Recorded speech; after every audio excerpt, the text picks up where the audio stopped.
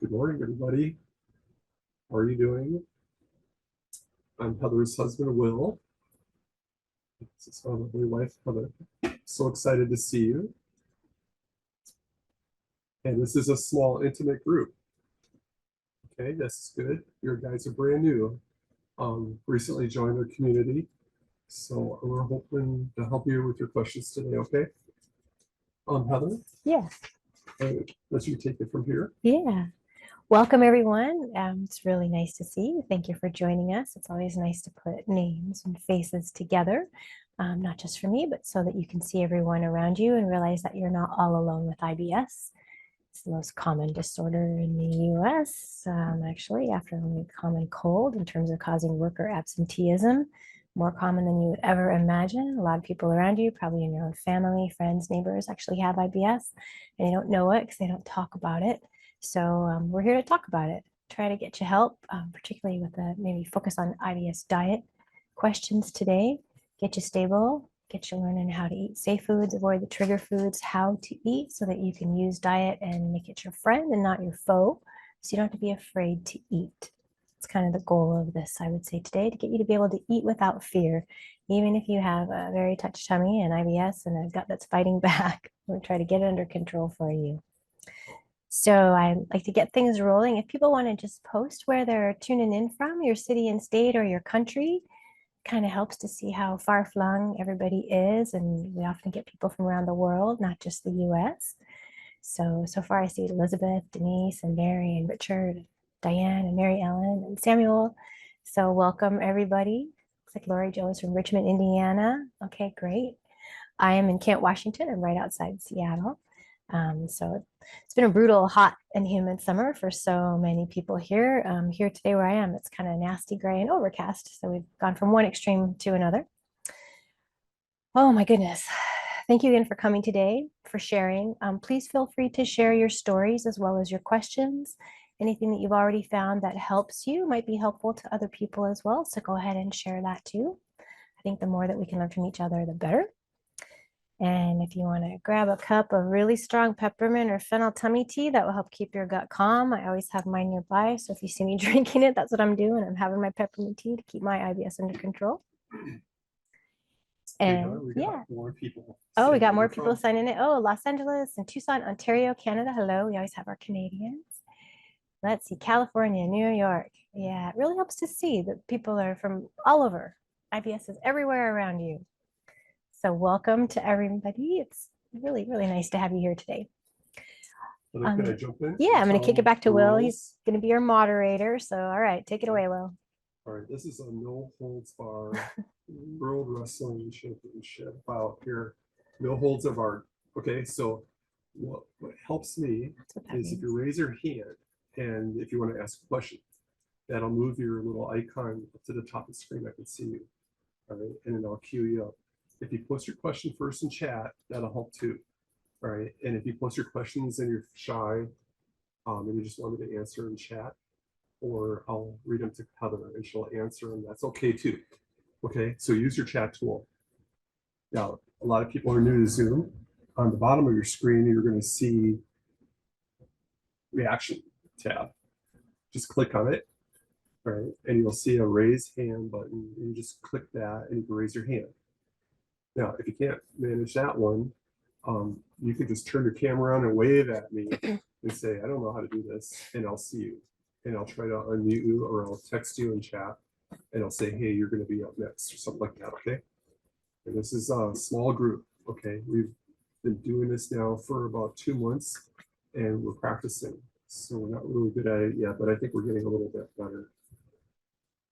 Okay, Heather, so yeah, what I'm going to do is read a couple of questions from the survey. Sure. Okay, yeah, and thanks to everybody who responded to the survey. We got a really bunch of good questions coming in that way, especially from people who couldn't attend, but we're still hoping we could hit their questions. So I think we're going to start there. So what you got, Will? All right, let's see.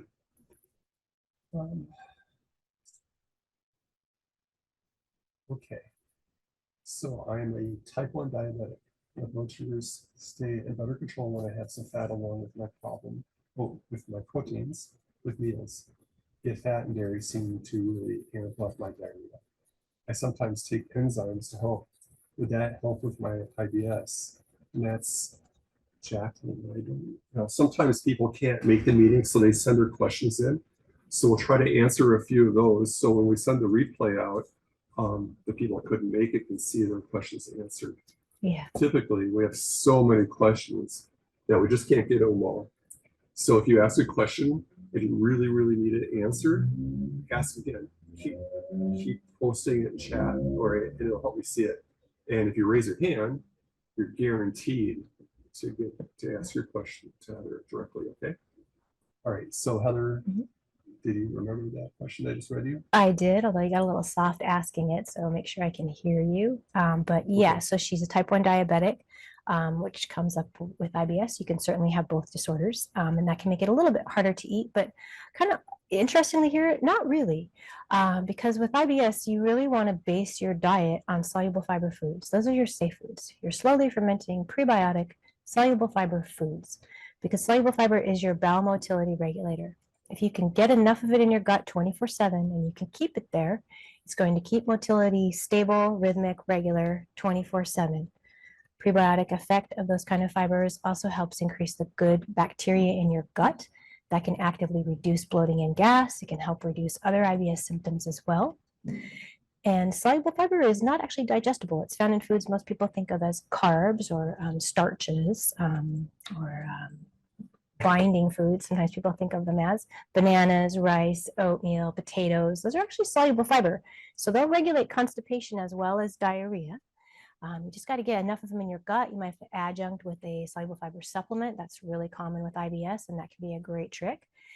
Soluble fiber actually helps regulate blood sugar levels as well. So it's critical for the diabetics or the pre-diabetics because that's what's really going to help keep your glycemic levels stable. Now, you may have more trouble with the soluble fiber foods. If you're a diabetic, you might have to rely more on a slowly fermenting prebiotic soluble fiber supplement. That's okay. You're going to use that for the IBS as well as for the diabetes and the blood sugar control. And as you've already found, whenever you eat your soluble fiber foods, you need to throw in a little bit of your IBS friendly proteins, a little bit of your heart healthy fats, because that's going to balance the glycemic load of everything that you're eating, right? You're going to have a combination of these foods. And that's really how you want to eat for IBS as well. Again, you want to use your soluble fiber foundation foods that are going to keep your gut motility stable. They're going to give you a safety net and a cushion and keep your gut motility rhythmic so it doesn't spasm, go out of control, dysfunctional, cause those symptoms. Once you have that foundation, and that's maybe the largest visual portion on your plate is an easy way to do it, use that foundation to build on top of it with your other foods that you need for good nutrition and just so that you can, have happy, healthy food and enjoy your meals. So you want to add in small amounts of your heart healthy fats to that soluble fiber foundation. You want to add in your IBS friendly proteins, things like seafood or skinless chicken breast, skinless turkey breast, white meat, no dark meat. Keep your fat low there.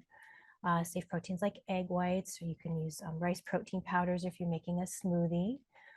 All those are going to be IBS friendly proteins. Add them on top of your soluble fiber foundation with a little bit of your heart healthy fats. That'll balance the glycemic load of the meal in terms of the diabetes, help keep the IBS stable. And then I would start working in your soluble fiber supplement. Start at a low dose twice a day, throw it right into your meals. So it's just giving you an extra cushion, again, extra blood sugar level coverage. Gradually work up your dose. And in general, the more that you can work that up for diabetes, the more it's going to help stabilize blood sugar levels. And it'll also help resolve diarrhea or constipation or alternating. So it can sound like a double whammy to be dealing with your blood sugar levels and IBS, but actually just about all of the same dietary principles and guidelines apply. So don't worry about that. You can combine it all and still have really good food too. So no worries. Okay. Yeah. You guys, so Heather really can't watch the chat too well, so I'm watching it for her. You want me to jump in though? Because if I see a fast and easy question, I can answer right away. Sure. Yeah, go so Lori Joe just asked, what's the right amount of soluble fiber for IBS-D diarrhea? And she's specifically talking about the supplement. I think she's asking about the tummy fiber specifically as well.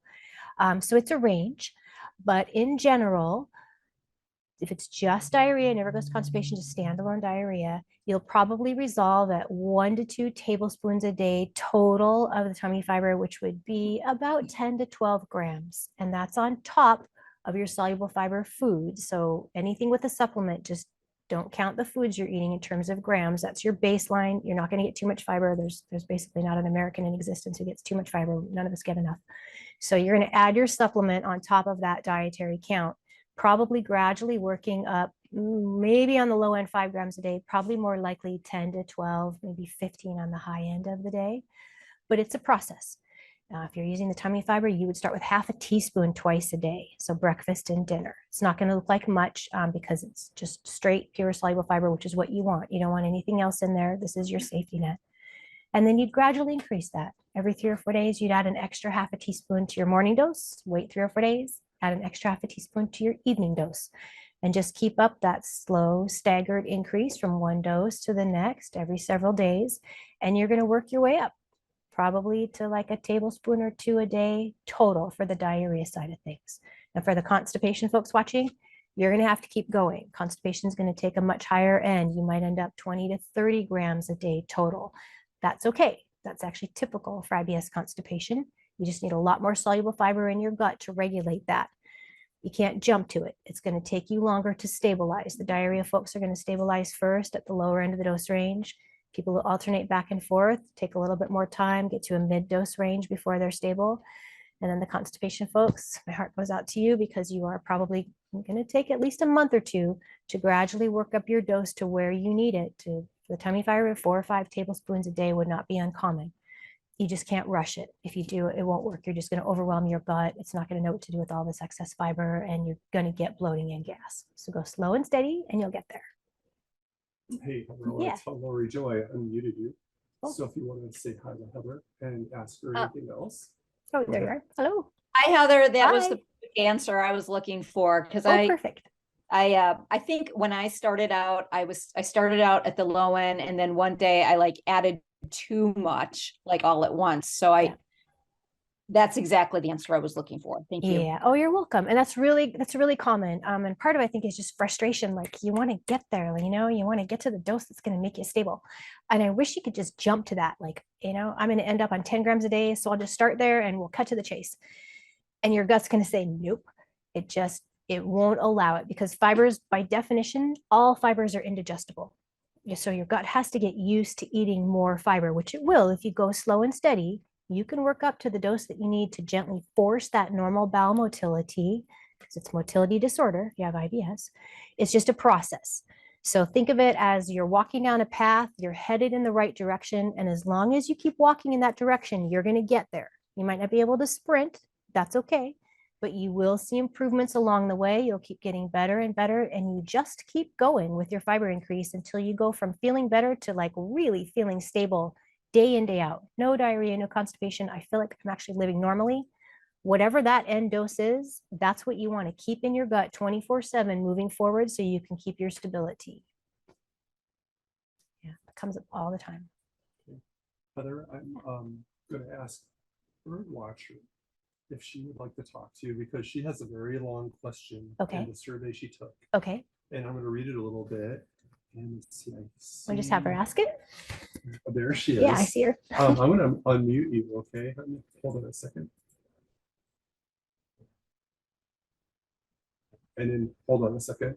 So she's saying lactose intolerance since about 17 years old. I'm going to skim this, Birdwatcher, okay?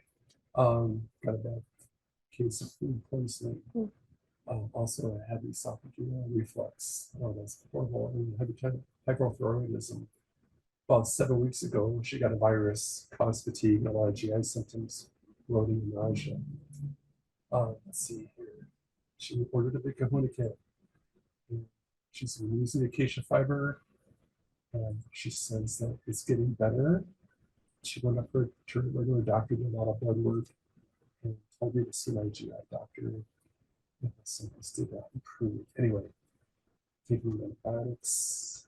Okay, so it's a pretty long question. So I'm going to have you talk directly to Heather about this, because it sounds very interesting what's happening to you. Well, so this is my second time to have small intestinal bacterial overgrowth. And so at first I thought I was just treating the IBS, and then so it started to get better, then it started to get worse. And so I would, you send out your wonderful daily newsletter tips, and it was saying in there, these are the reasons why you could have it. And I was hoping it wasn't SIBO again, but I Yeah. went to see the GI nurse practitioner, had the breath test, and it was. And so, but I've been using the fiber all along. I've been on it since July 28th. Okay. And I've worked up to 6.5 teaspoons a day. Okay. And just taking it slowly. But so I'm working with a nutritionist. That's been really helpful. Good. And so the GI doctor wants me to continue to stay on the FODMAP diet. And then I'm keeping a diary, food diary about everything I eat. And that's been really helpful. So I'm slowly adding new foods back in. But if something like, for instance, I love yogurt, but I just can't tolerate it anymore. Even the lactose free. Yeah. I've tried That's it really common. a couple of times. So Yeah. I'll just leave that off. But white rice has become my best friend. Yeah. And it really is helpful to have that. And sometimes I have it with breakfast. Yeah. So, That's actually kind of good for breakfast, like a hot breakfast or like oatmeal or something, but instead of white rice. Yeah. Yeah, So she says she has SIBO too, SIBO, yeah. right? Yeah. That's a She was talking problem. about that again, second time. yeah, but I did take 2 strong antibiotics this time. When I had it before, I only took Xifaxan and had to take 3 rounds of it. But I Yeah. wasn't following the FODMAP diet as closely as I should have been then. So I've Okay. learned my lesson now. Okay. And I got off those 2 antibiotics, and I think, fingers crossed, I think that the SIBO is gone. Okay. And so I'm getting ready to go on a trip on October 1st, and I'm just concerned about how I'm going to handle being away from home. I won't have access to cook my own foods. So I just wondered about what your tips would be. And I've already ordered your packets of tummy care for Oh, travel packs. Yeah. Yeah. That's what they're for. Yeah, exactly. I'm glad about that. Yeah. Well, you've been through hell. God, I'm sorry. That's a lot to go through. And yeah, travel's hard on IBS. Just worrying about it in advance is hard on Right. IBS. And then all the disruption to your schedule, the travel itself, changing time zones maybe, or lack of sleep, and you lose your exercise routine, and now you can't cook for yourself and you don't know the restaurants. I would try to prep as much in advance for this as you can. Like know where you're going, what do they have to eat, what don't they have to eat, if it's out of the country, what are the regional foods that you're going to be having instead of American food. How much can you plan for this so that you know in advance what your safe staples are? Do you know where you're exactly where I'm staying at an inn in Gatlinburg, and they cook breakfast and dinner there. And I'm Okay. actually supposed to send them my menu Okay. today or tomorrow. And I was planning on taking like my own sourdough bread, because they make bread there every night, but it's not sourdough. So What kind is it? just different kinds every day. Okay. But like on the FODMAP diet that I'm following with the nutritionist, she's telling me to use gluten-free right now. So I have gluten-free flour. Ask her to clarify that, because I will. Yeah, because gluten is not a FODMAP. If other people I think are hearing a lot of like FODMAP diets, the only way you're supposed to do that is with a registered dietitian who knows FODMAPs, just like you are. It's not a diet you're supposed to do for yourself. About a third of people with IBS have no FODMAPs intolerances, so it's not helpful for them. And gluten is not a FODMAP. Gluten is a protein. FODMAPs are certain types of carbohydrates. So ask them to clarify that, because that can really be an unnecessary restriction. There's nothing that ties gluten to IBS. You should have celiac ruled out, which is I already do. Yeah, okay, good. I don't have it, but okay. My GI doctor said that sometimes you can be gluten intolerant even if you don't have the gene that makes you allergic to gluten. There's conflicting evidence on that. They've kind of found it maybe other things in wheat, like the fructans, which are the FODMAPs, or the bran, which is insoluble fiber. And also sourdough bread is not gluten-free. So you're getting some conflict here. If it's sourdough bread, it's got gluten in it. Yeah, well, so my nutritionist explained that to me. I asked her that same question. She said if it's sourdough bread, the actual sourdough culture breaks down the gluten itself. And so that's why it's tolerated, she said. So okay, I would I would question that, because for celiacs, that would not be the case. Celiacs would not be able to eat wheat or anything else with gluten in Right, it across the right. board. Yeah, I So know. that's It's very odd. confusing, Heather. It's very That is confusing. confusing. Yeah, I mean, for most people with IBS, sourdough would be a good choice. But French bread would be too. The only difference is it's a commercial yeast instead of wild yeast, but it's still yeast. There's still yeast in those breads. Right. So there's nothing like, Well, special about sourdough in that regard. well, But trust your gut this, on it too. look, I'm having sourdough spelt bread. It has no yeast in it. It's made by Berlin Bakery and it only has 3 ingredients, and that's enriched wheat flour, the culture, and salt. That's it. So Yeah, I, that sounds like I, a good basic, white bread. Watch out. A lot of things for people with IBS, it's the bran in wheat that can right. really get people. So whole wheat bread can be just intolerable. Wheat bran Yes, cereals can be really hard on you. That's the insoluble fiber part of wheat, right, which they sift out. So if they mill and you have whole wheat flour and they sift out the bran, you're left with white flour, and then you can make white bread, like the all-purpose flour that people are familiar with. So it's still got the soluble fiber, but it doesn't have the insoluble of the bran. So right, that can make a big difference for people. And then FODMAPs, if you get into FODMAPs, there's fructans in wheat. Some people are sensitive to that, but that is not universal for everybody with right, IBS. And then there's the gluten intolerance issue, which everybody should be tested for celiac before you're diagnosed with IBS, and certainly before you go gluten-free, or you can get a false negative. And that's a genetic autoimmune disorder that causes gluten intolerance. And that's pretty hardcore. If you have celiac, you need to be scrupulously gluten-free, and it's not just right, wheat that would have that. So wheat can be really kind of a chaotic confusion for a lot of people with IBS. And you might have to avoid some forms of it. Maybe you have to avoid all forms of it. But it's kind of its yeah, own separate issue. And then wheat can have some FODMAPs as well as the gluten. So now you've got 2 different things going on. right. Well, when I was tested for it, I was eating wheat. Okay, good. So Yeah, I you do have to have not gluten for have a it. good 6 weeks before that test. Yeah, but I have had, I love Triscuit whole wheat crackers, but so I've had to get away from those. But I did tolerate wheat before this virus happened and this SIBO happened. I did Okay. tolerate wheat, So it but might be the fructans more that are getting you, that you're, because of the SIBO, the bacterial overgrowth, mhm, that messes with your gut bacteria, right? That's literally what it is. right, And that might be what's playing into more like a fructan intolerance. right, Um, that's where they really want to hammer down FODMAPs to you specifically. Which specific FODMAPs are you intolerant to, and to what degree? And then right. how much can you eat of them? So Yeah, that's good that you're working with someone on that, because it's not a blanket exclusion diet. Nobody should just strip all FODMAPs out of their diet forever and ever. That is exactly how not to do that diet. right. So yeah, Well, you've got a lot going on. yeah, I'm supposed to introduce 2 new foods in a week, and no more than that right now. I Yeah. mean, I'm planning on going back to wheat bread, but not whole wheat bread, Yeah, whole wheat, that's a really tough whole grain on people with IBS. Some people are okay with it, but brown rice tends to be a lot more tolerable. Oatmeal is a whole Yes, grain. Polenta or cornmeal counts as whole grain. Quinoa is one that most people do really well with. yes, So yes. it doesn't mean you have to have no whole grains. You just might not be able to do the whole wheat. I can't really do whole wheat bread, Yeah, well, but regular white bread, I'm fine.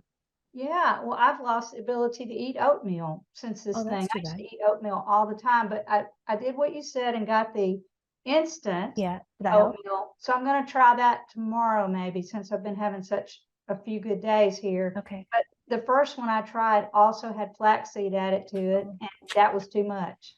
It might be the insoluble fiber, because it is a whole grain, right? It's a pretty tolerable whole grain, but oatmeal has oat bran. Anything that's bran is the insoluble fiber. Right, But oatmeal, they take the whole groats, they're called the whole oat groats from the grain, and then they right, steam it, they press it, they chop it, they break it down, and they just keep doing that. And you go from like whole oat groats to steel cut to regular to quick to instant. So instant yes, oatmeal still has your wheat bran, it's still whole grain, but they've really chopped and pressed and steamed the heck out of it. So it's breaking down that insoluble fiber before you even eat it. So a right. lot of people do okay with instant oatmeal, maybe not as much with the steel cut, but key it to how you're doing. Like when you're more stable and you can get away with regular oatmeal, great. If you're struggling, drop down to instant and see if that makes a difference. Cream of rice is a really safe sub too, if you just can't do the instant oatmeal. Okay, thanks so much, Heather. I'll Yeah. let you get to somebody else. I Oh, appreciate sure. all your help. Oh, thank you. Thank you, bird watcher. Oh, Heather you're loves welcome. birds too. Yeah, there's a bird feeder right outside my window. So you see me looking that way. It's because I'm distracted by All the day birds. long. But what did you I see love yesterday? It birds. was A scrub jay, a which scrub is not wow. native jay. to this area. So that was quite exciting. And there was a hawk there a few weeks ago. Wow. Yeah. Yeah, what kind of birds do you see out your window? Oh, I see. If I'm lucky, cardinals. We have a lot of those around. We have a lot of sparrows. And last year, my husband and I, in this little creek that goes through our neighborhood, it's really more like a drainage ditch, but it's called a creek. We saw a blue heron Oh, wow. last Wow. year, and it stayed around for about 2 or 3 weeks, and it was there at the same time every day. It's just amazing. Oh, they're gorgeous. We've lived here for 37 years. We've never seen one. Oh, So, wow. Exciting. well, I'm in Memphis, Tennessee. Okay. Yeah. Oh, Well, wow. thank you for your questions. Yeah. Oh, Thank you're you for your- welcome. Thank you, It and for helped. all that you all do for all of us trying to deal with all these different issues. Yeah. I see Oh, Pat thank Allen you. has her Oh, name. yeah. Yeah, I see Pat. All right, I'm Okay, gonna get like- off and let somebody else have a turn. So you can go ahead and Okay. mute me. Mute me. Okay. I can't get the word out. Thank you. All right, thanks for watching. Okay, Pat, go ahead. Oh, she's still muted. Well, Let me hold on. click her button. There you go. Okay, try again, Pat. Okay.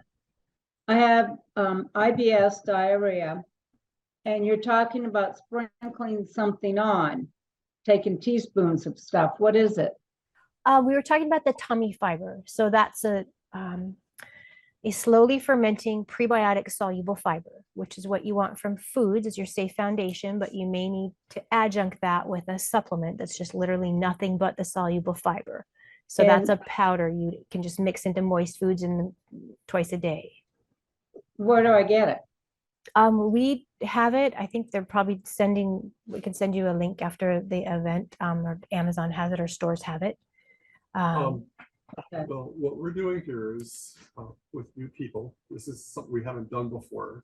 There's a lot of people on our list, actually several 100,000. So it's kind of tough to stay in touch with everybody. And so we're learning how to do Zoom meetings. And with new people, we're starting to have like a little welcome Q&A, which is what this is. You are actually the very first time we've done this with brand new people. And we're going to offer some special kits to help people start out.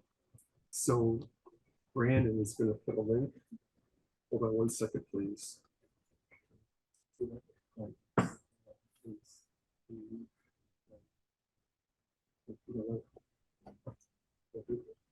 Okay. So right after the meeting, we'll send you an email and there'll be a link. And there'll be a couple of kits for brand new people that have kits that are unique to your symptoms. Okay, and there's a really good discount there for you. You'll get free shipping, I believe, if you're a brand new customer.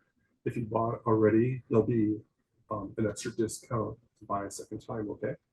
So anyway, right after the meeting, go ahead and look for Yeah. that. But Right. that's basically your goal with soluble fiber is to fill your gut with it 24/7, because if it's in your bowel, it will regulate motility. And if it's something like the tummy fiber, it's going to create an environment of short chain fatty acids in the gut. That's called the prebiotic effect. So those fatty acids encourage the growth of your healthy gut bacteria, which then help keep the bad guys in check. So earlier we were talking about SIBO and bacterial overgrowth. This is where that helps that. You want to encourage your healthy gut bacteria to really thrive. You want to give them a climate in which they will proliferate so they can keep the bad guys in check. That can help actively reduce IBS symptoms as well. So you can use soluble fiber for global help with IBS. It's going to regulate motility. It's going to resolve diarrhea, resolve constipation. What's the difference between that and Metamucil? Completely different things. Metamucil is not a soluble fiber. It's psyllium, which is about 1/3 insoluble. That is not a bowel motility regulator. That's a stimulant. So that can set off spasms or cramps or bloating and gas for some people.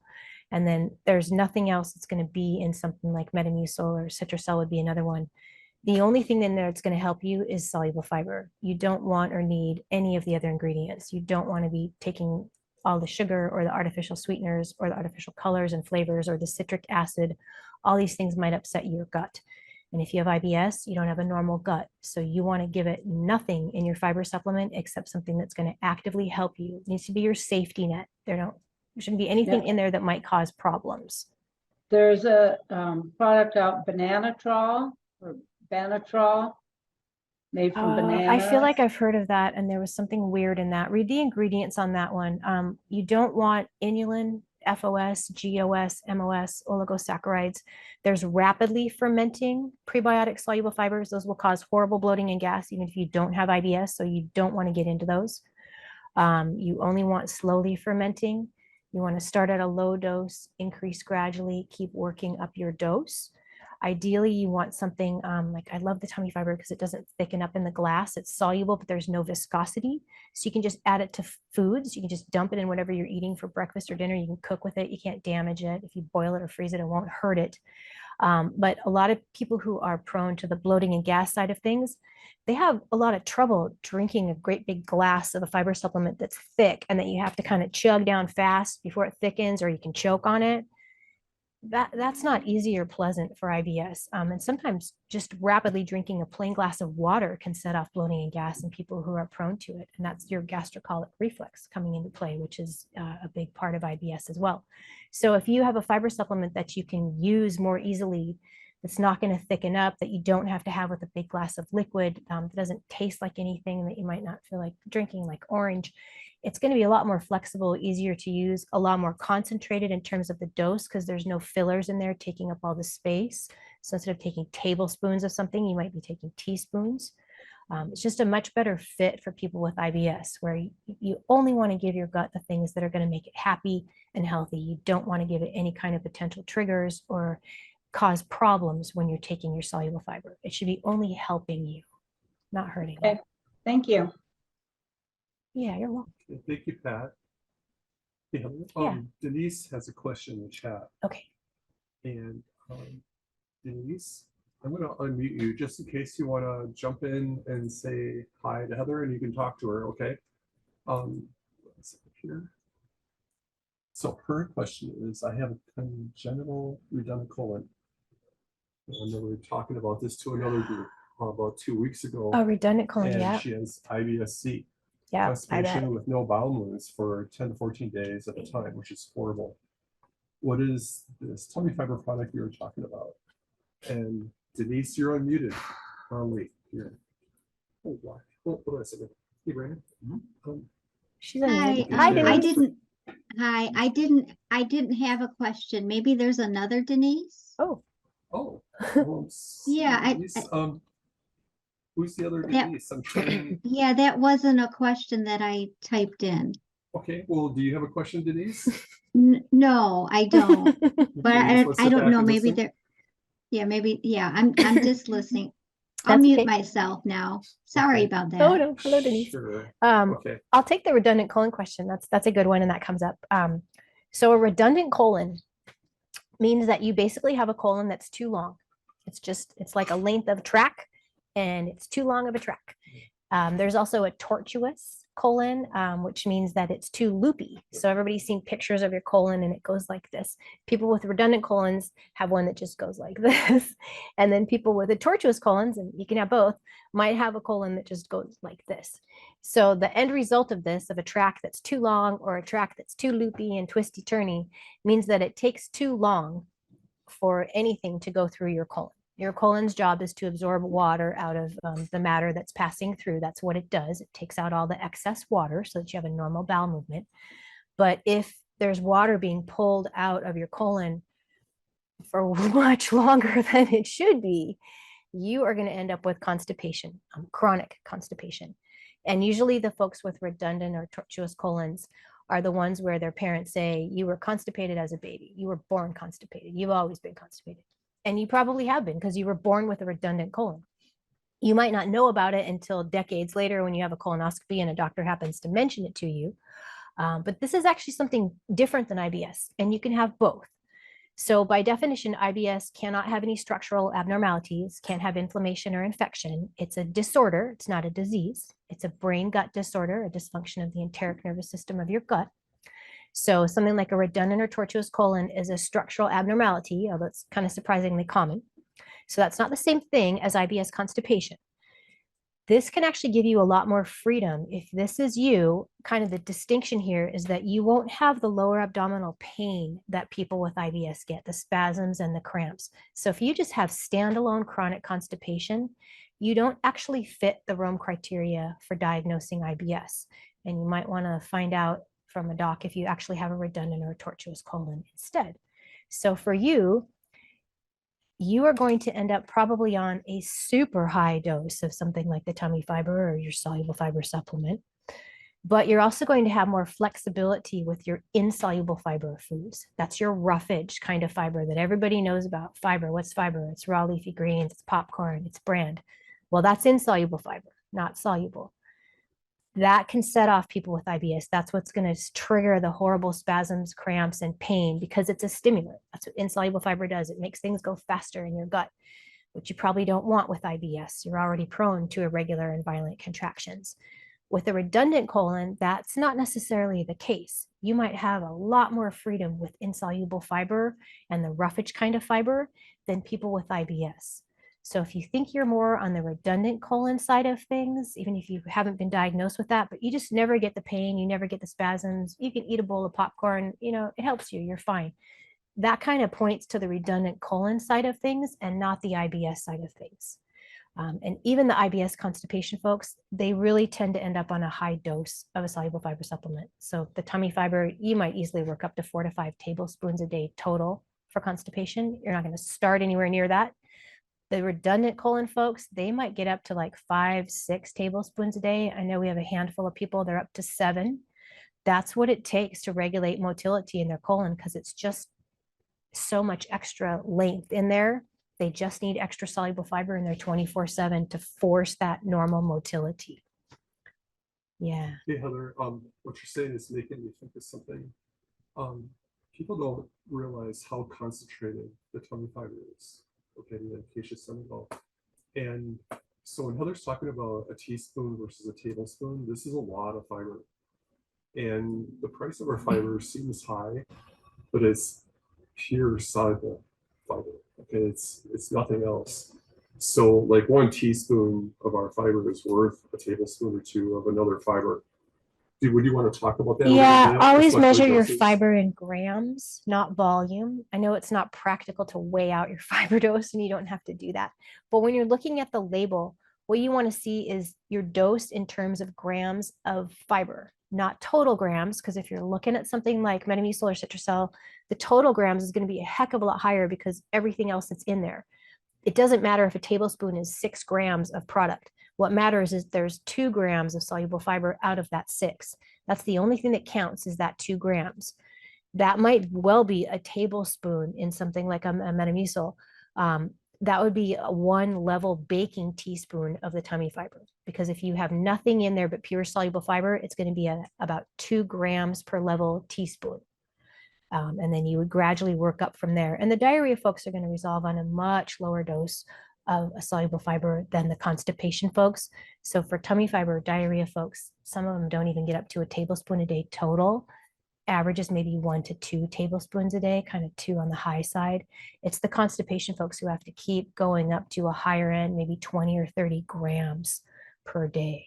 So look at your dosage, and when you're reading labels or you're comparing products, what you want to look at is how many grams of soluble fiber are you getting per teaspoon or tablespoon. That's your apples to apples comparison. Yeah. Thank you, Heather. Because one of the problems with our product is people tend to take too much of it. And they gradually work up. Well, they don't gradually work up. They take too much. And so all of us, we try a new supplement. And so we mega dose on it, thinking, well, more vitamin C is going to be better. And people are not used to eating all this fiber, right? Can you talk about how much fiber Asians in China eat compared to pretty much Americans? Almost everybody eats more fiber than Americans. We're pretty bad. Average American eats about 10 grams of fiber a day from all of their food sources. The recommended minimum daily intake of fiber from foods is 35 grams. So that's how far under we are. And that's still a pretty lowball recommendation. There's a lot of countries in the world, Asian countries, African countries, where they have so many more plant foods in their diet that they are, you know, just through diet alone, 50, 60 grams a day of fiber is not uncommon. I think the Chinese actually use average about 90 grams a day I, in their I, diet, uh, right? I don't know the numbers by heart. I just know America is really low, shockingly low compared to other nations. So you have a huge range of fiber. You have a lot of flexibility and freedom to really work up your fiber dose. You're not going to end up with too much of that, as long as you make your increases gradual. Fiber is indigestible, any kind of fiber, all fibers, all of them indigestible. So if you suddenly overwhelm your gut with too much of it too fast, you're just going to give yourself bloating and gas. Gut doesn't know what to do with it. It's not going to help you. So no matter what kind of fiber you are increasing, you always want to make that a slow, steady process. And ideally with IBS, you really want to work up your slowly fermenting prebiotic soluble fibers gradually, but as high as you can to regulate bowel motility. And as long as you're stable, you can even keep going higher, because really the more the better in terms of the prebiotic effect. And that's something different than the bowel motility regulation of soluble fiber. It has a lot of different actions in your body, and a lot of them are helpful for IBS. But again, you don't start with that. You don't suddenly start overwhelming your gut with fiber. And people do make that mistake with the tummy fiber a lot. Will's right, because it's really concentrated, and you start with half a teaspoon twice a day, which looks like nothing. People think it's this isn't going to help me, it's too low. But you really do want to start with just a few grams twice a day and gradually work up your dose. Even if you end up on the 20 to 30 grams a day, you don't start anywhere near that. You want to make it a slow, steady, gradual increase. Take your time. You should see improvements as you increase your dose, and you just keep on going and you keep on increasing until you really feel stable day in, day out. That's the final dose where you stay there. But don't jump to that. It's a path you're walking down, head in the right direction, and you'll get there. I'm going to move to the next question here, Heather. Sure. P. Fisher. She has a question in the chat. I traveled to Europe this June and I was terrified.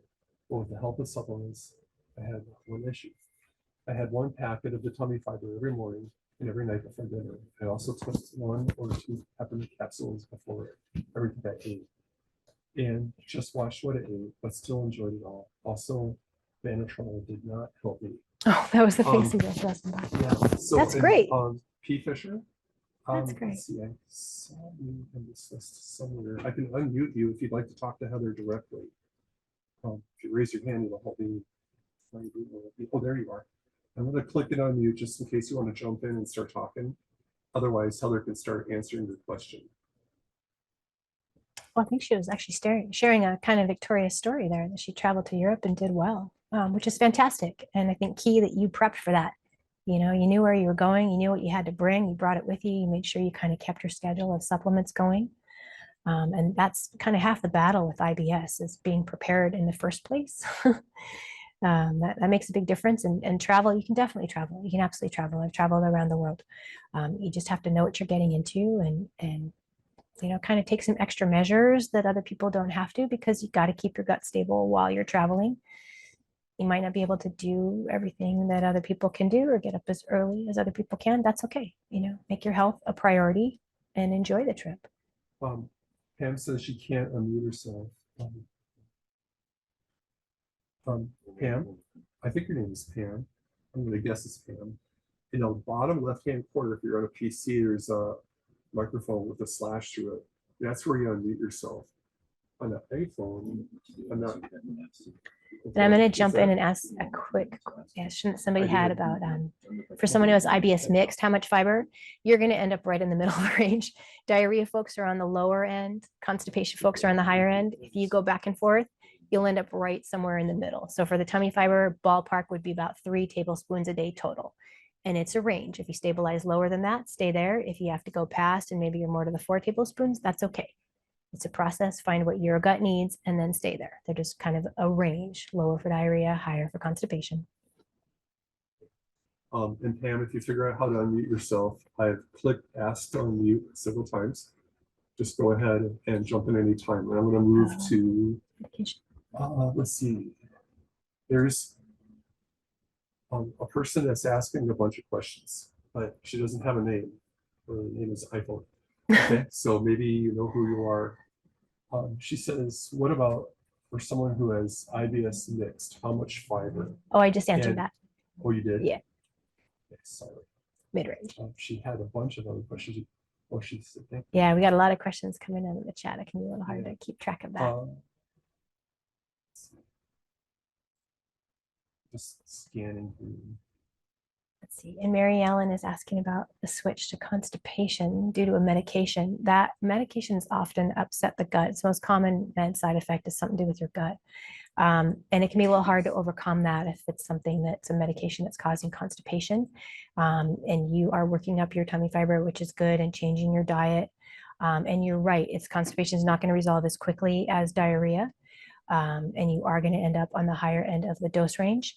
And it is going to take a little bit of time to get there. So you're asking about using a stool softener or a laxative in the meantime, and you don't want to, and I don't blame you. They tend to have side effects, but you might have to in the meantime. So find whatever laxative or stool softener you tolerate the best. Use it in the lowest dose you can get away with, the least amount of frequency you can get away with, and think of it as kind of a temporary band-aid until you get your tummy fiber up high enough to really regulate that motility. And then you can step down off of the laxative or stool softener. You should be able to make that transition. And you have the wild card of the constipating med. So you may be someone who's kind of like the redundant colon folks, where you're going to go past the typical dose for constipation because it's not just IBS constipation. Now you have a medication that's causing constipation. So you have to compensate for that. And you can. It's just going to take you a little bit longer to work up to the higher end of the dose range. That's okay. So use what you have to do in the meantime to get by. Pam was up, or P. Fisher was able to Oh, good. unmute herself. Okay. Go Yeah. ahead. Is your Well, name I didn't know Pam? what it's Patasha. Oh, hi, Patasha. Patasha? That's Okay, hi, beautiful. Hi. Patasha. I was just gonna say that I'm getting emotional. Aw, that's But okay. Let it out. I've struggled with it for almost 20 years. That's And fun.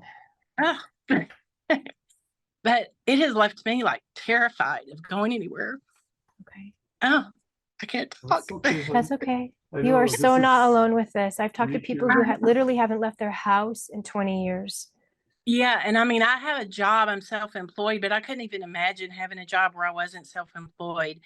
But going on the trip, it was like just terrifying to me to be planning and going because I was scared to death of what was going to happen. Yeah. And I have flown, many times because I used to live in California. But every time I would fill my body with the Modium AD. I don't know if anybody else out there is doing this, Yeah. but that is the only way I could go. That's the only way I could go out to eat. I would take, full dosage of the Imodium. And then, of course, it would do the reverse damage to my body, for 3 or 4 days after. Yeah. So I've went to many doctors. But once I found this, Doing better? anyway, yeah. Yeah, I'm doing Okay. better. Good. It's really helped. I went on a Good. trip and went with a couple, and I was scared to even go with anybody else Yeah. because I was afraid other people don't understand. Yeah. But I mean, yeah, it went flawlessly. It Oh. was wonderful. Yeah. Nice. Oh, it's that's unbelievable. fantastic. Couldn't believe it. That's So, fantastic. anyway, Oh, thank you so much for sharing that. Oh, that's great. I hope other and people take that hopefully- to heart. I hope it helps other people because I'll go through cycles where I will spend hours and hours on the internet researching what to do. And then I'll just be like, okay, forget it. I'll just do the Modium AD. And then I'll have an episode and then I'll be like, okay, I'm going to be on the internet, searching and searching for hours. So yeah, it's really helped. My gastroenterologist, she also, when I was going on this trip, because I was like, what am I going to do? I'm freaking out. Right. And she prescribed like a very, very low dosage of amitriptyline, like 5 milligrams. And she said, take this once a night. This will help calm you down because mine, I think, was caused by a lot of anxiety because I think I put in the chat, but I got on this vicious cycle Yeah. where I would have an episode or I would be getting ready to go somewhere. And I couldn't go, I would be at home for a couple of hours before I could Right. leave because my anxiety was just, this cycle was not ending. So I think that has helped, and I couldn't believe it because I would have never put that together with Yeah. it. So anyway, all of that has just helped tremendously. So thank you. Oh, thank you. That is fantastic. And congrats to you. Be proud. Give yourself a huge pat on the back for this. Yeah. And I that med couldn't find that is myself- used in low doses for people. And does affect the gut, and it can really help, particularly when you're in Yeah. that anxiety cycle. The thing you might want to look into is the Nerva app. It's an Yes, iPhone I've app got that's that. got there you go. That might be able to take the place of the amitriptyline or let you lower that even further, because that can really help. Yeah. It's gut-directed hypnotherapy for people who aren't familiar with it. It's a script specific to IBS, and IBS is literally defined as a brain gut disorder. So this is not like a witchcraft treatment. It's a really decades of Yeah. research behind it kind of treatment. But it really helps break that anxiety, stress, worry cycle that people get into. I'm so worried about having an IBS attack. Literally, that stress and anxiety sets off an IBS attack. And now you're worried about it because now you're really sick.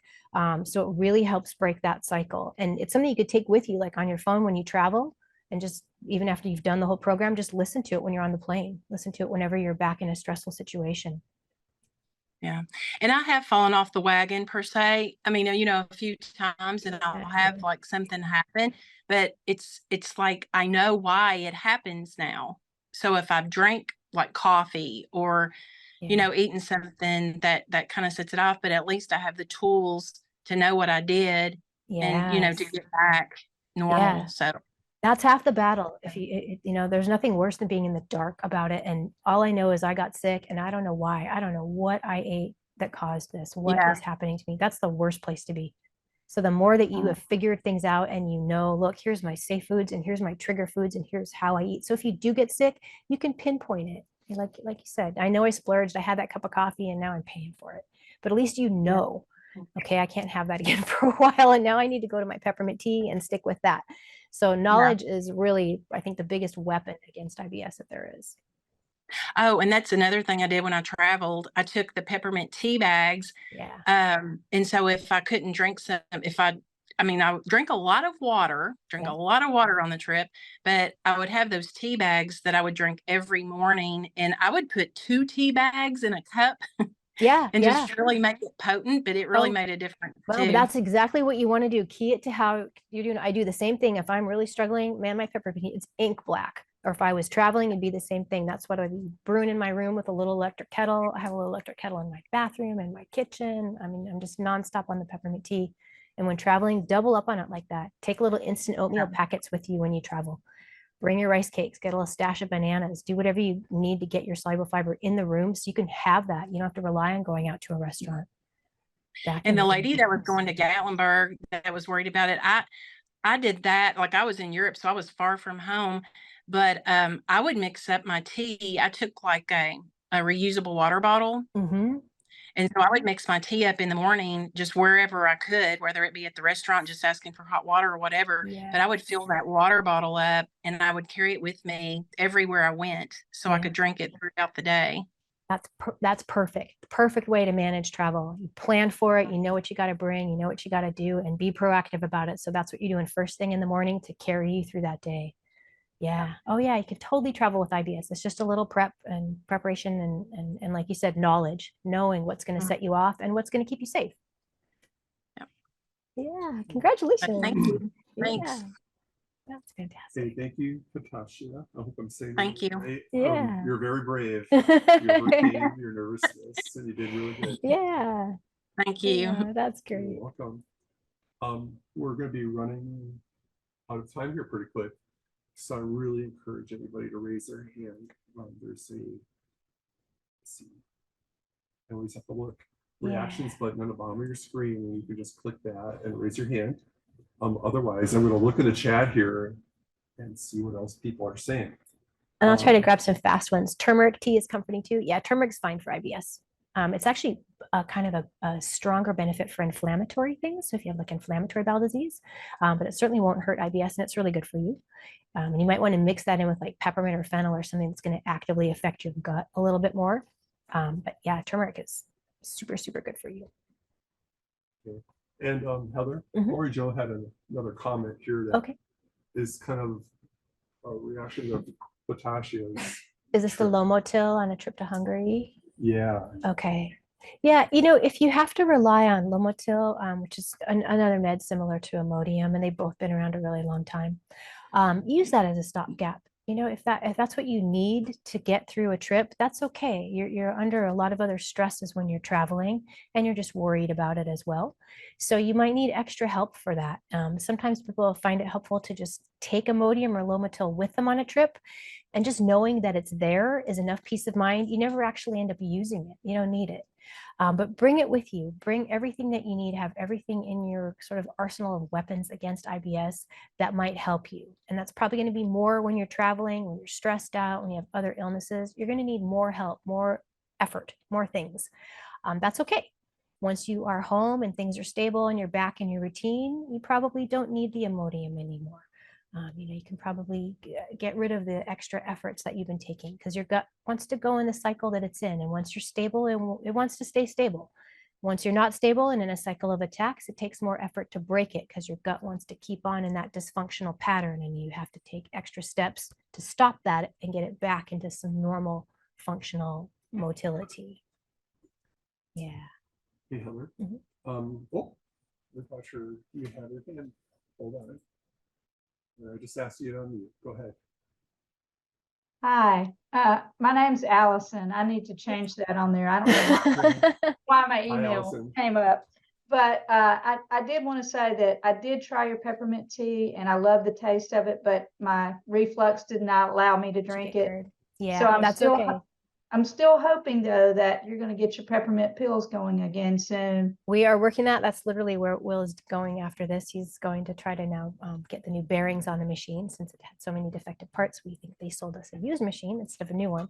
So those are coming back, and we will let everybody know. So people who are waiting on that, I'm really sorry. And you're not alone. You can't do peppermint if you have reflux or heartburn or GERD. And that's actually because peppermint is such a powerful smooth muscle relaxant and an antispasmodic, which is exactly what you want for your lower gut and your bowel with IBS. But if you relax your upper GI, that can allow the esophageal sphincter to relax too much. And now you get acid reflux. So you don't want to relax your upper GI like that, just your lower. So a lot of people can't do peppermint if they have both upper and lower issues. They can't do the peppermint for the IBS because it sets off the GERD or the heartburn. For you, fennel is your safety net. So go to super strong fennel tummy tea, brew it dark brown. That's still going to be an antispasmodic. It's still going to help relax your gut. It's really good for bloating and gas. It'll help with cramps and pain. And the bonus for you is that it also helps reflux and heartburn. So fennel is kind of the magic sub for peppermint for anybody who's got the upper and the lower GI. Go straight to your fennel tummy tea, brew it as strong as you can. It should help with all of those symptoms. Great. Well, I feel like that your fiber has really changed my life because I've always had either one or the other. And, I'm working my way up because now I'm tending to be constipated. May have had something to do with those medications I just took, the Probably. antibiotics or whatever. But and I just like that it doesn't have anything else added to it. I think it's a great value for what you get. And, I'll be using that, forever now. But Well, thank you. when is the best time to take it? Like, is it like I'm doing 3 times a day now? I won't be able to do that on my trip. I can still do 2. Yeah. But, if I feel like I'm getting hungry, I'll just take it because it helps soothe my, so that's why I kind of like breaking it up into 3 doses a day. When you need it, then, and so you should always do it on an empty stomach. Is that right? Or it doesn't matter as long as you get it in your gut and keep it there, it'll work. So whether you Okay. have it empty stomach, mixed into food, after a meal, in water and food, it really doesn't matter. The fiber's just got to be in your gut to work. And okay, you're 3 times a day, that's kind of ideal because really what you're trying to do is get it in your gut and keep it there 24/7. So that's Right. kind of hard to do with 1 dose a day. That doesn't work as well for people. It's better than nothing, but not Right. nearly as good as the 2 doses a day. if it's practical for you to divide that even further into 3 doses, better yet, because Yeah, now you're okay. really keeping it in your gut all of the time. And if you Right. can't do that when you're traveling, that's fine. Then just as long as you have a morning and evening dose, that should still keep you stable. Mhm. But I mean, I'm like you. I make sure I have it more than twice a day. And in fact, I've been using it for so long now that I have just a really high tolerance to soluble fiber. And I literally add it to everything I ever eat or everything I cook with. If you come to eat at my house, you're gonna get a lot of soluble fiber. I So would it's in love to. everything. Will is eating it all day long. Anything I cook has it in there. So no matter what I put in my mouth, basically, I have an extra measure of that safety net from the soluble fiber. So Well, yeah.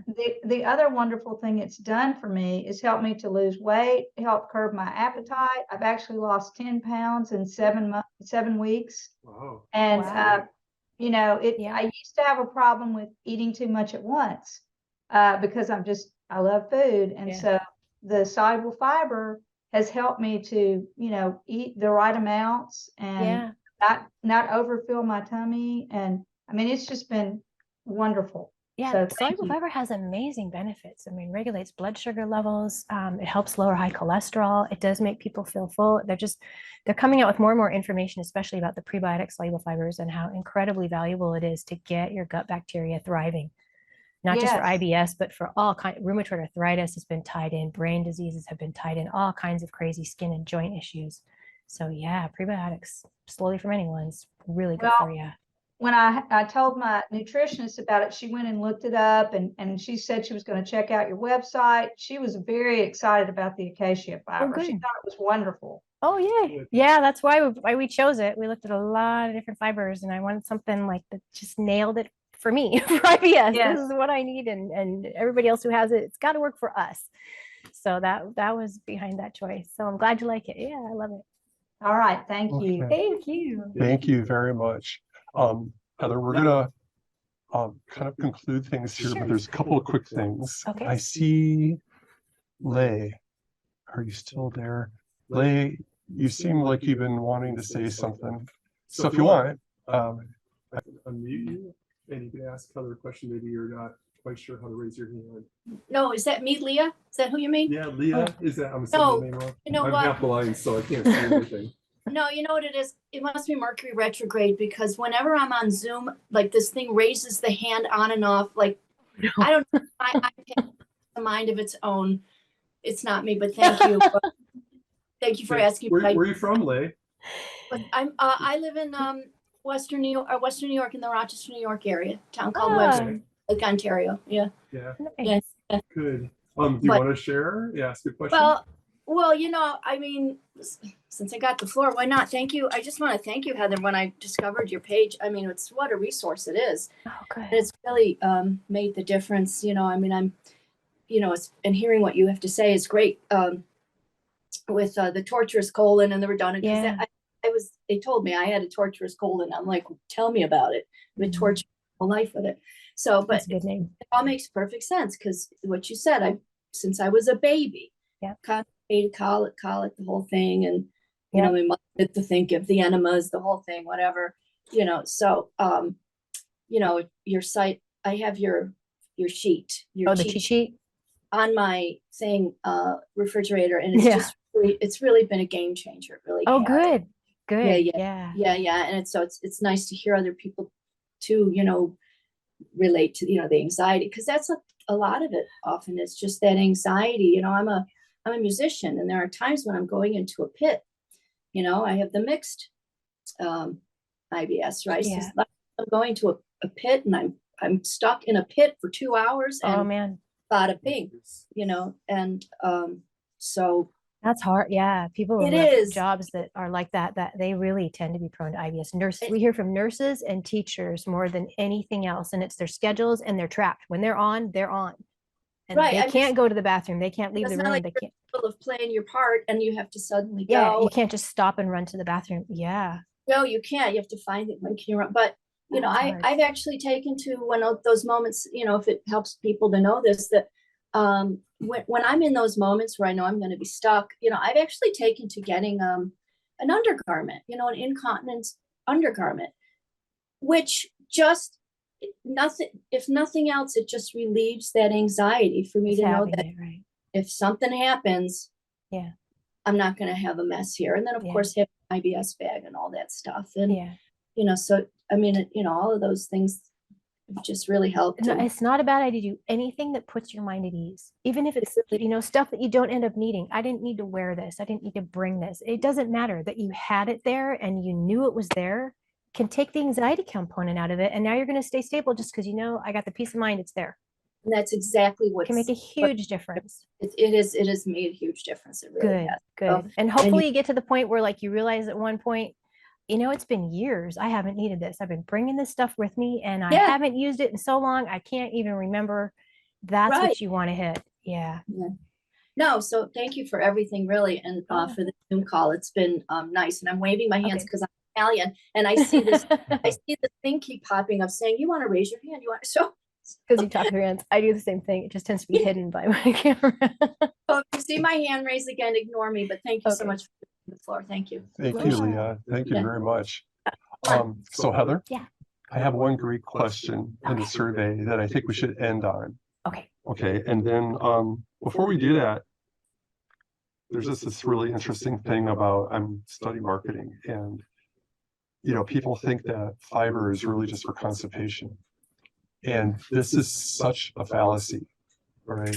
Basically, way back in the day, there was a lot of companies that were trying to establish themselves, and they got their brand strongly associated with something like Kleenex, okay, or like Xerox, right? Well, Metamucil was able to do that. When I grew up, every single home I went into in Upper Michigan, someone had a jar of Metamucil on top of their refrigerator.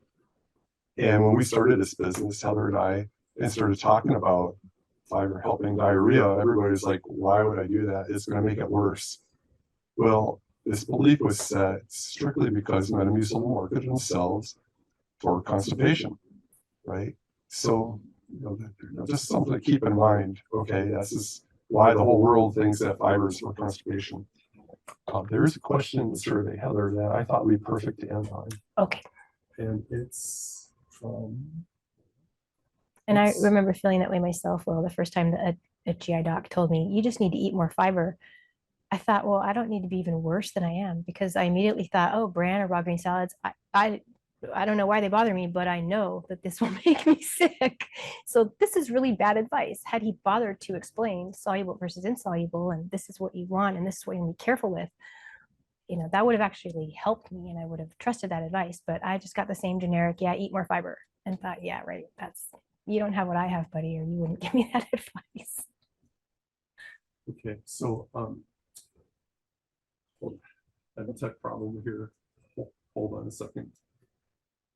So every time I press the space key. Let's see, I do have someone in the chat. They're talking about the breaking the cycle trick with the rice and the peppermint tea. Yeah, that does really, really help. No symptoms after 3 years of suffering. Oh, Elizabeth, I am so sorry. Oh my gosh. Yeah, that's a good trick. If you're stuck in a cycle you can't break, drop down to nothing but plain white rice, super duper strong peppermint or fennel tea. If you can't do the peppermint, that will actively cut down spasms, cramps, get your bowel motility back on track. Even after years of suffering, that can work really well to break cycles fast. It's boring, but it's only for a few days and it'll get you back on track quickly. And she said she had to use regular like grocery store tea bags. If that's the case, use like 4 or 5 to a cup and make it visual. Brew it black. If it's peppermint, black. Fennel, dark brown. So if you have some other brand you're not familiar with, just keep adding tea and brewing it for a longer period of time until you hit that color. That means it's strong enough and you've extracted enough volatile oils that it's actually going to help you. So yeah. Okay, Wow. Heather. Yeah. I'm going to read this question. It's sort of a comment. Okay. It's going to be really great to end on. Okay. It's from Sherry. And Sherry, I don't see your name coming up anywhere. If you're hiding out there somewhere, you could raise your hand and I can unmute you and then you can start talking to Heather. But I'm going to read your question in the survey. Okay, she says that when my symptoms subside, and it seems maybe those close to me as well, tend to forget the bad times and assume it's really not IBS. This sounds really, really familiar. It was just some indigestion, no big deal. I get to thinking maybe it's time I stopped all this ritualistic behavior associated with IBS and just live normally. Wow. it would be a lot less hassle and expense. I really just like having to stand out as someone with dietary restrictions at social gatherings, especially when I'm at meetings or when I'm meeting new people. I have very mild episodes compared to you and others. I have read about your site, but I do find the tummy fibers making a big difference. My bigger issue is diverticulitis. It's difficult to merge the two management techniques. All that said, I'm very impressed with the very credible source of support and resources you have created. Thank you so much. Oh, thank you, Sherry. That was lovely. You made my day. You're out there Yeah. and waving to you. Um, yeah, it is easy to forget you have IBS if you get stable and you've been stable for a while. That's when I fall off the wagon. You know, I've been doing great for so long, I can't remember the last attack. And oh my God, that cheesecake looks really good. And then I pay for it dearly. And I think, oh, what an idiot, Heather. You knew this would happen. But, you know, look at it this way. You've actually made a huge achievement in your life. If you've gotten to the point where you're forgetting that you have IBS, or where you're thinking, I really don't have to manage it anymore because it's been so long and I've been so stable. Maybe it's kind of, you know, magically disappeared. That's a good point to get to, because it means you have been stable for so long. You've been living as if you don't have the disorder. Unfortunately, that underlying pathology is still there, and you know that monster will come back if you don't keep it subdued. But you should be proud of yourself for getting to that point. That's a huge achievement, and that mentally you kind of forgot that you had it, or you don't have to keep living with it. You should be proud. I would be proud. That's a good point to get to. And I know it's not fair to then be like slapped down when you fall off the wagon and it comes back. But the good news is you can get stable much more quickly when you're in that situation, because you know how to get back there. And also it's just a brief period of time. Your gut's been dysfunctional just for a little bit of time now to have an attack. You can get that back under control much more quickly than if it had been dysfunctional for days or months or years on end. That's harder to break. It just takes more work. You can do it, but faster and easier when you know how to get it under control and you've been under control. So you're actually in a better position than you probably think. And thank you for sharing that story. That was great. Okay, Heather, thank you so much. This is the very last chance for you to raise your hand. If you don't know how to do it on your screen, you can just raise your hand like this. Unless everybody's all done, we're going to send out an email to you with a new percent discount, okay, for kits that are going to be perfect for you. Also, there's a cheat sheet that on the website's really helpful for you. Okay, hang on, I gotta adjust my volume here. And there will be a recording we'll send to people of the event too, so you can watch it, even if you're here live. If you want to go back and replay it, or you missed it, or just want to save it, that will be available. So yeah, we'll send out a recording and the cheat sheet. Also, whenever I sit back, I don't have IBS, so I have a little bit of objectivity to this. This always comes up. It seems like people enter our site or other newsletters at different points, and some people don't know about the T's, or they don't know about certain symptoms or certain trigger foods or the safe foods for IBS or the trigger food list. So go back to the site and read through it, okay? Because so many people, I'd say the vast majority of people, are all missing something. The diet is easy, right? It's simple, but at the same time, there's a lot of elements that you have to be aware of. Okay, so that's my suggestion, anyway, for what it's worth. So if everybody's good, we'll say good night to you and farewell. All right, thank you for coming. I feel like singing from the sound of music. Thank you guys for so much. The great questions. Lovely to see you all. Wonderful to have you here. Have a wonderful day. Thank you. Leave us some reviews. That helps a lot. Okay, bye-bye.